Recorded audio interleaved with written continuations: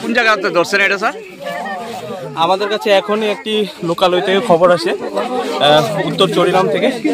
তো খবর আসার সঙ্গে সঙ্গে আমাদের টিম নিয়ে আমরা আসি এবং দেখতে পাই যে একটি পাইথন সেখানে আছে, লোকালয়ের মধ্যে এসে পড়েছে। তাই সেটাকে আমরা রেস্কিউ করে এখন নিয়ে যাচ্ছি। এখন আমরা সিপাহীজলা জোতে হ্যান্ড ওভার করে দেবো। আপনারা কি চরিলাম ফরেস্ট রেঞ্জ অফিস? হ্যাঁ, চরিলাম ফরেস্ট। স্যার, হামেশাই চরিলামের বিভিন্ন প্রান্তে লোকালয়ে চলে আসছে লুপ্তপ্রায় প্রাণী এবং অজগর সাপ, বিষয়টা কি স্যার? বনে কি খাদ্যের সংকট? গেলে আমাদের যে এখানে লোকালয়টা আছে এটা একদম সিপাহীজলা সেঞ্চুরির নিয়ারেস্ট। আপনি যদি দেখেন এখান থেকে 10 মিটার এদিকে দেখেন তাহলে এটা সিপাহীজলা সেঞ্চুরি।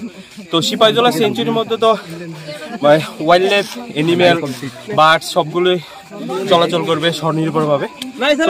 এখান থেকে লোকালের মধ্যে আসা একদম কাছাকাছি, তাই জলের স্রোতের সাথে চলে আসে।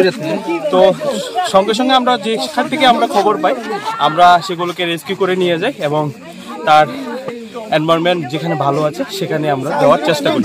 থ্যাংক ইউ স্যার, আপনার নামটা? আমার নাম সুকান্ত দাস, বিট অফিসার চরিলাম।